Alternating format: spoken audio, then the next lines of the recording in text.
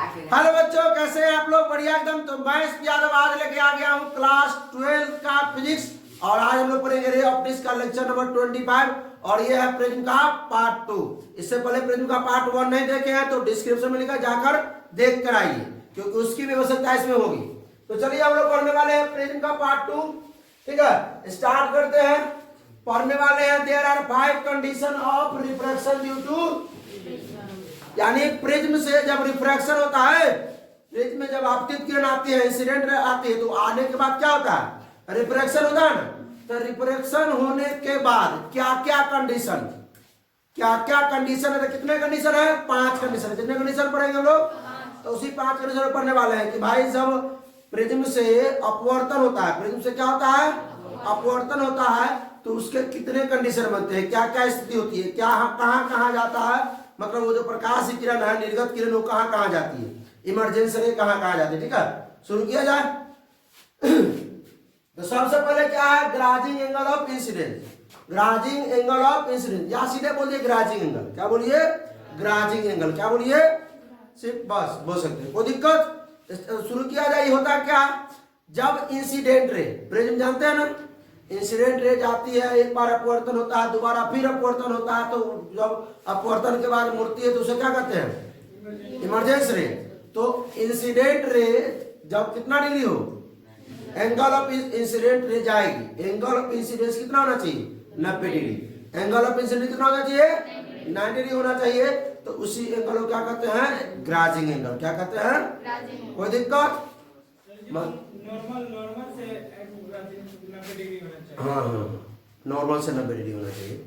मतलब incident ray, आपका incident ray है ना, और इंसिडेंट रे और नॉर्मल के बीच का जो एंगल होता है उसे क्या कहते हैं? Angle of incidence. तो एंगल ऑफ इंसिडेंस कितना होना चाहिए? 90 डिग्री। एंगल ऑफ इंसिडेंस कितना होना चाहिए? 90 डिग्री होना चाहिए। चलिए अब भाई, तो वही है when angle of incidence is 90 degree, then it is called grazing angle of incidence बोलिए या ग्राजिंग एंगल बोलिए। चलिए भाई, तो पहले एक हम प्रिज्म बना लेते हैं। क्या बना लेते हैं? क्या बना लिया जाए? एक प्रिज्म बना लिया जाए। अब प्रिज्म से क्या करना है? आप चित्र लेकर जाना है, ध्यान से तो नहीं समझिएगा, और 90 डिग्री कोण बनना चाहिए। अच्छा, क्या बताइए आप लोग, अगर इस प्रकार हम लेके जाएंगे, तनिक ध्यान दीजिएगा, इस प्रकार लेके जाएंगे, क्या ये 90 डिग्री कोण बना पाएगा? एंगल ऑफ इंसिडेंट 90 होगा? अच्छा, अगर ऐसे लेके जाएंगे तो 90 बनेगा? नहीं बनेगा। कैसे? ऐसे लेके जाएंगे इस प्रकार, गया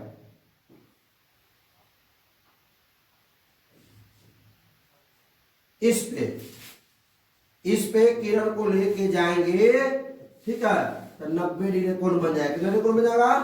क्योंकि अभिलंब बनाना पड़ेगा ना हमको भाई। यहां से अब क्या कराना है? इसको अपवर्तन। यहां से पढ़ने के बाद अपवर्तन होता है ना, तो अपवर्तन यानी रिफ्रैक्शन कराना है। क्या कराना है? रिफ्रैक्शन कराना है। तो रिफ्रैक्शन कराने के लिए क्या चाहिए? नॉर्मल चाहिए ना भाई। तो नॉर्मल बनाते हैं भाई। नॉर्मल आता है ना बनाने? चलिए नॉर्मल देखिए, ये हो गया आपका नॉर्मल। क्या हो गया?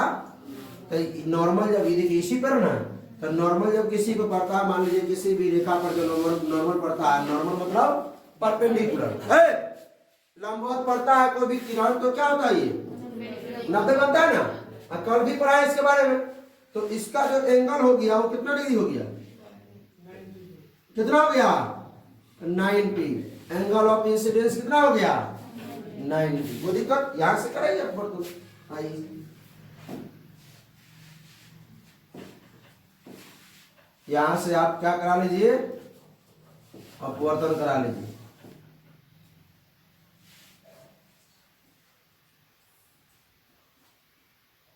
ठीक है, अब यहां से के बाद भी, अब यहां के बाद भी क्या होगा? यहां के बाद भी क्या होगा? अपवर्तन होगा ना भाई, रिफ्रैक्शन होगा ना। क्योंकि देखिए बाहर वायु है, अंदर इसका क्या है? म्यू है। क्या मान लिया जाए इसको? म्यू मान लिया जाए। क्या मान लिया जाए? म्यू। अंदर इसका है ना, म्यू है ना होता है। इसका रिफ्रैक्टिव इंडेक्स म्यू है, इसका रिफ्रैक्टिव इंडेक्स कितना होता है? 1, क्योंकि बाहर एयर है। अब यहां अब देखिए रेयर माध्यम से किस हो गया? तो अविलंब की ओर न झुकेगा, ऐसे जा रहा था, ऐसे जा रहा था, ऐसे अभिलंब की ओर ना आया है, ऐसे जा रहा था अविलंब की ओर आया, चलिए कोई दिक्कत नहीं। अब ई डेंसर से कहा जा रहा है, रेयर में। डेंसर से सघन माध्यम से विरल माध्यम में, सघन माध्यम से विरल माध्यम में जा रहा है, ठीक है। अब कैसे मुड़ेगा? अविलंब से और अविलंब की दूर, अविलंब से दूर, अविलंब की ओर नहीं। तो पहले तो अविलंब बना लीजिए, पहले तो आप नॉर्मल बनाइए। नॉर्मल क्या बनाइए? यहां से नॉर्मल बनाइएगा,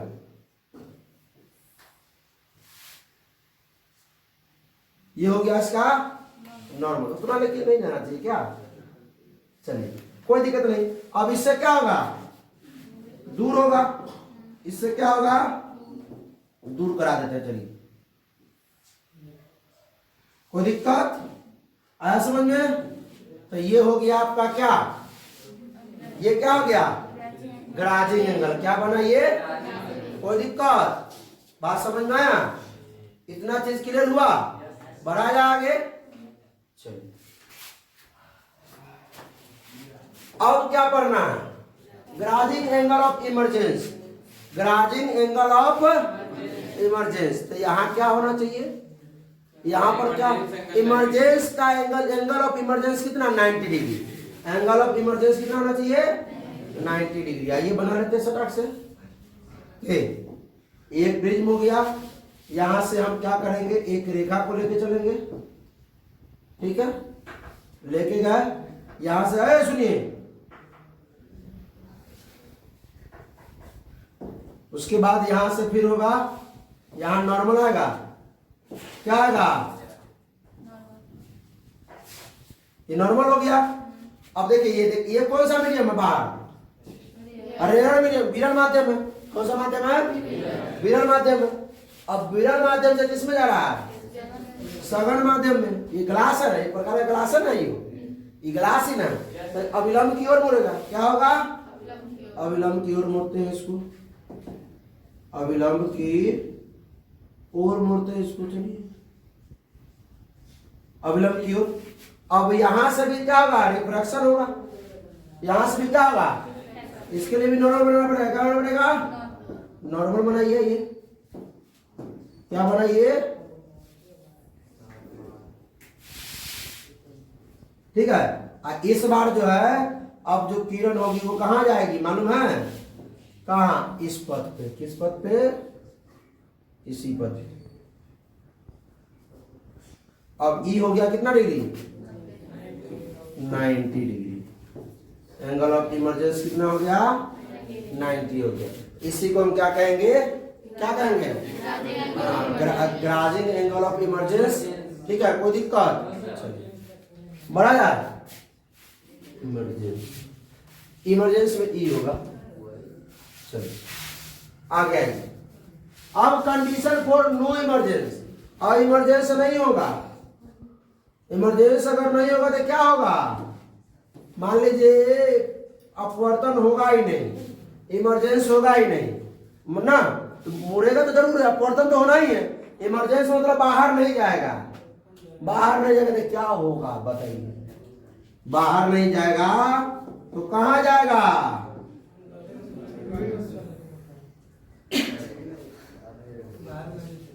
ये हो गया इंसिडेंट रे। क्या हो गया? क्या हो गया भाई? गला खराब है, चलिए ध्यान दीजिए। ये है इंसिडेंट रे। क्या है? और यहां से भी अपवर्तन होना है, तो पहले तो क्या बनाया जाए? क्या बनाया जाए? नॉर्मल बनाया जाए। क्या बनाया जाए? बन गया नॉर्मल। अब सुनिए, यहां से भी क्या होगा? अपवर्तन। अविलंब की ओर के अविलंब से दूर। अविलंब की ऐसे जा रहा था, अब मुड़ेगा इधर। अब मुड़ेगा इधर।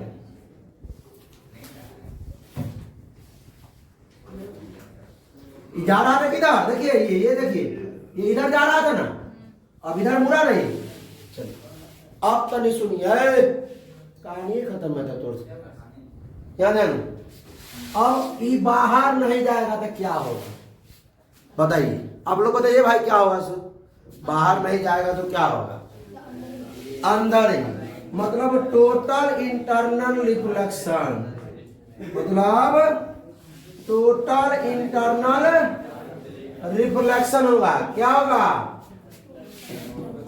Total internal reflection, total internal पूर्ण आंतरिक परावर्तन। ठीक है, बाहर नहीं जाएगा तो वो अंदर ना होगा भाई। अब पूरा में बाहर आ रहा, अंदर आ रहा। ठीक है, बात समझ में? बाहर नहीं जाएगा, इमरजेंसी रे बाहर नहीं जाएगा, निर्गत किरण बाहर नहीं जाएगा, तो भाई अपवर्तन तो हुआ होगा। तो इतना ऊपर गया होगा कि ये मतलब कहाँ से मुड़ गया होगा, वहीं पर से ये वापस आ गया होगा, मुड़ गया होगा। प्रिज्म होता है ट्रांसपेरेंट। हाँ, ट्रांसपेरेंट आदि में नहीं पूरा था, नहीं पढ़े थे उसमें ग्लास में, लेंस में पढ़ते। लेंस में तो भाई पूर्ण आंतरिक परावर्तन किसमें होता है? पूर्ण आंतरिक परावर्तन किसमें होता है? बात समझे? चलो, नहीं निकला इसलिए बोले। हाँ चलिए बोलिए। अब सुनिए, बाहर नहीं निकला, पूर्ण आंतरिक परावर्तन हुआ। अगला क्या? Condition of maximum deviation. Maximum deviation कब होगा? मान लीजिए आपका ये प्रिज्म, आपका क्या है? ये आपका प्रिज्म है, तो नहीं समझिएगा। यहां से क्या आ गया? एक रे गया है, एक रे गया है। यहां क्या बनेगा? अविलंब बनेगा। अविलंब के बाद ये क्या करेगा? झुकेगा। क्या होगा? झुकेगा कि नहीं झुकेगा भाई? और उसके बाद ये मुड़ेगा ना। अब एंगल ऑफ डेविएशन कौन बताएगा? विचलन कोण क्या होगा? विचलन कोण क्या होता है? आपतित किरण और निर्गत किरण के बीच का कोण। आपतित किरण तो ये है, तो इसी के बीच के एंगल को क्या बोलते हैं? Angle of. अब ऐसा करना है कि डेल्टा सबसे बड़ा हो जाए, इससे बड़ा नहीं हो सकता। कहां पर इंसिडेंट ले जाए? इंसिडेंट रे को कहां पर ले जाए? इंसिडेंट रे को कहां पर ले जाए? इंसिडेंट रे को कहां से ले जाए कि जो एंगल ऑफ डेविएशन है सबसे मैक्सिमम हो, सबसे ज्यादा हो, सबसे बड़ा हो। बोलो।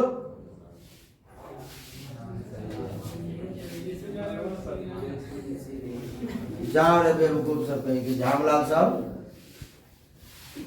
मान लो यहाँ ना है। अब इसको सुनो, इसको जितना बढ़ाते जाएंगे उतना ही ना होगा। इसको जितना बढ़ाते जाएंगे वही ना होगा, एंगल ऑफ डेविएशन उतना बड़ा होगा। इस एंगल को, इंसिडेंट रे को जितना बढ़ाएंगे इससे उतना ज्यादा होगा। क्या होगा? उतना ज्यादा क्या होगा? एंगल ऑफ डेविएशन होगा। डेल्टा का मान उतना ज्यादा होगा। तो इसको क्या करते? बढ़ा के यहाँ कर देते हैं, इससे उधर नहीं जा सकता, संभव नहीं है। हाँ, नीचे वाला को भी ना करेंगे, घुमाएंगे, तब ये ना ऊपर वाला घूमेगा। करे तो घुमाते ना, देखो ना कैसे घूमेगा। घुमाएंगे तो क्या इस पर लेके चलेंगे, इस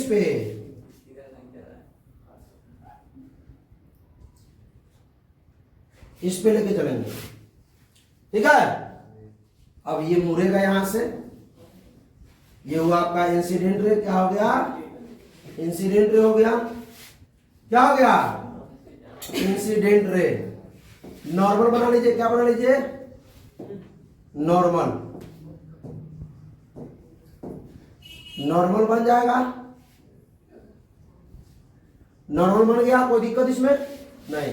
अब क्या इधर जा रहा था ना ये, अब इससे क्या होगा? इधर में मुड़ेगा। चलिए मोड़ते हैं इसको, मोड़ते हैं इसको।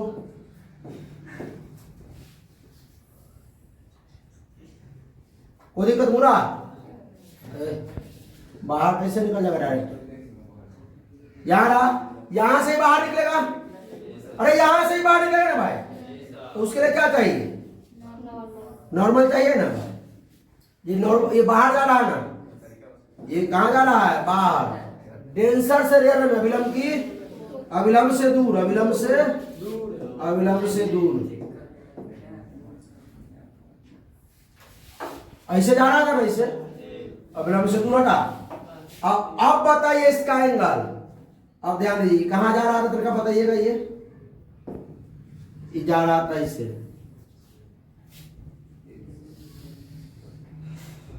अब इस कोण को बोलेंगे हम एंगल ऑफ डेविएशन, इस कोण को, ठीक है। इसको मिला लीजिए यहां, ये ना होगा, ये ना होता एंगल ऑफ डेविएशन हो। इसीलिए मानते कि ये क्या है आपका निर्गत किरण, क्या है ये आपतित किरण, इसके बीच के कोण क्या बोलते हैं, कोई दिक्कत, एंगल ऑफ। तो यहाँ पर एंगल ऑफ डेविएशन क्या होगा, एकदम मैक्सिमम होगा। क्या होगा, यहाँ बताए थे नहीं बता ना। चलिए अगला पांचवा और लास्ट का क्या है condition, condition of minimum deviation, मतलब एकदम कम से कम डेविएशन कब होता है, एकदम कम से कम डेविएशन कब होता है, जब प्रिज्म के आधार के पैरेलल, प्रिज्म के आधार के पैरेलल प्रिज्म के बीच वाला किरण होता है। प्रिज्म के अंदर का किरण प्रिज्म के आधार के पैरेलल होना चाहिए, क्या होना चाहिए, आधार के पैरेलल। जब आधार के जब पैरेलल होगा तो बतबे कैसे कर लेते हैं, मिनिमम डेविएशन। अब मिनिमम डेविएशन में आई बराबर आई डैश, आई बराबर आई डैश होता है ना, और आर बराबर आर डैश। इसे मालूम है कि ना, I dash R R dash, इसे मालूम है ना, इसे कल ही ना बताया है। चलिए उसको एक बार पहले रिवीजन करना चाहिए, तुरंत हो जाएगा 2 मिनट में।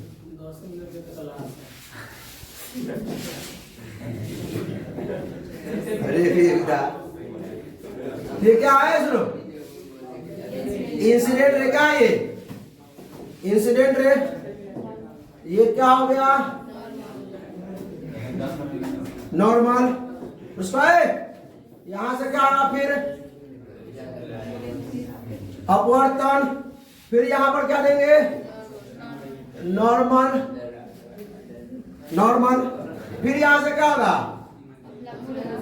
रिफ्रैक्शन, अविलंब से दूर। चलिए तो इस एंगल को क्या कहते हैं, एंगल ऑफ इंसिडेंस। देखो इसको आई डैश, इसको आर, इसको आर डैश, आई डैश। अब देखो इसको अगर हम बढ़ाते जाते हैं आगे की ओर और इसको यहाँ ले आते हैं, इसी एंगल को बोलते हैं क्या, एंगल ऑफ डेविएशन। क्या बोलते हैं, एंगल ऑफ डेविएशन। क्या बोलते हैं,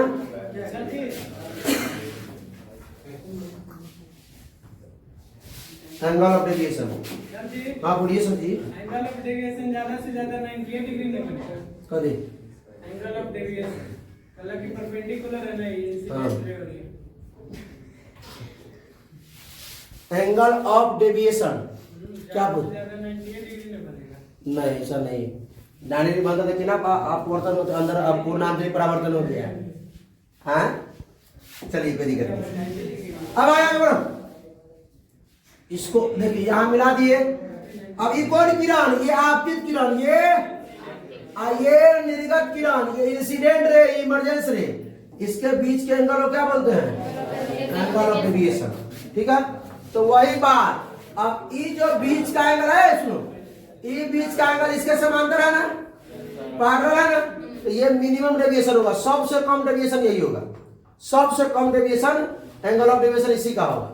और इस केस में क्या होता है, आई का मान आई डैश के बराबर होता है, इसका आई डैश और आई क्या होता है, बराबर, आर और आर डैश क्या होता है, बराबर। चलिए इसी को देख लो तो वही चीज से बनेगा। कहां तक लिखा हुआ है, ray inside the prism becomes to the parallel to the base, मतलब आधार के, प्रिज्म के आधार के समान हो जाता है। प्रिज्म के अंदर का जो किरण है प्रिज्म के आधार के सब पैरेलल और समांतर होता है। प्रिज्म के अंदर की किरण प्रिज्म के आधार के समांतर हो। ठीक है, अब जरा बढ़ा लेते हैं, जगह चाहिए ना मैं।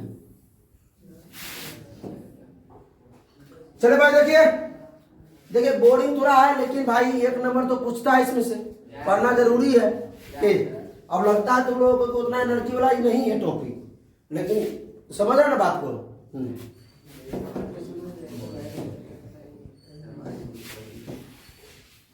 ये हो गया, यहां से क्या जाएगा, इंसिडेंट रे, यहां से क्या होगा, नॉर्मल,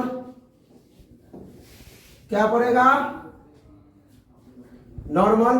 उसके बाद फिर से क्या होगा, देखिए ये इंसिडेंट रे अपवर्तन होगा ना, इंसिडेंट रे रिफ्रैक्शन तो होगा ही, रिफ्रैक्शन किधर होगा, रिफ्रैक्शन किधर, अभिलंब की ओर जा रहा था, इससे अभिलंब की ओर।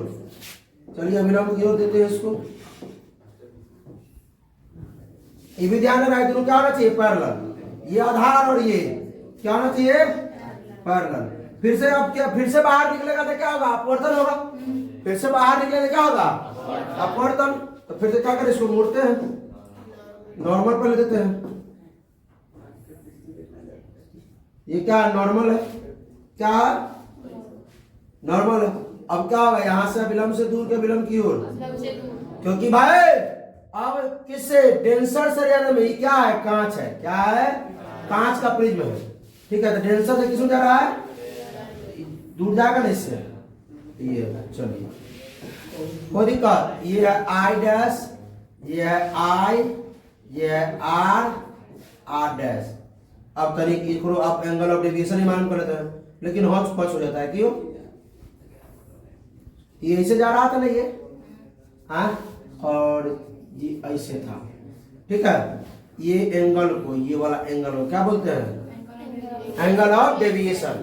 तो इस स्थिति में, इस स्थिति में मिनिमम डेविएशन में जो जो एंगल ऑफ डेविएशन क्या है, मिनिमम, क्या है, मिनिमम में क्या होता है, क्या होता है, आई जो डैश होता है, आई जो होता है आई डैश के बराबर, आर क्या होता है, आर डैश के बराबर होता है, ठीक है। कोई दिक्कत, याद रखिएगा। यानी ये दोनों कोण जो है सेम, एंगल ऑफ इंसिडेंस और angle of emergence, angle of incidence angle of emergence equal होगा। कब इक्वल होगा, तो कब इक्वल होगा, जब मिनिमम डेविएशन होगा, मिनिमम, जब एंगल ऑफ डेविएशन क्या होगा, मिनिमम होगा, ठीक है। तो एंगल ऑफ इंसिडेंस और एंगल ऑफ इमरजेंस क्या होगा, बराबर होगा, ठीक। कोई दिक्कत। तो चलिए आज इतना ही करते हैं, उसके बाद हम लोग पढ़ेंगे क्या, एंगल ऑफ डिस्पर्जन। आगे क्या पढ़ने वाले हैं, डिस्पर्जन ऑफ लाइट। अगले क्लास में डिस्पर्जन ऑफ लाइट पढ़ेंगे। तो फिर अगर आप लोगों को वीडियो अच्छा लगा तो अपने दोस्तों के साथ शेयर कीजिए, कोई प्रॉब्लम हो तो कमेंट कीजिए, ठीक है। फिर मिलते हैं नेक्स्ट लेक्चर में। तो तब क्या करना है, हंसते रहिए, मुस्कुराते रहिए, पढ़ाई करते रहिए। All the best.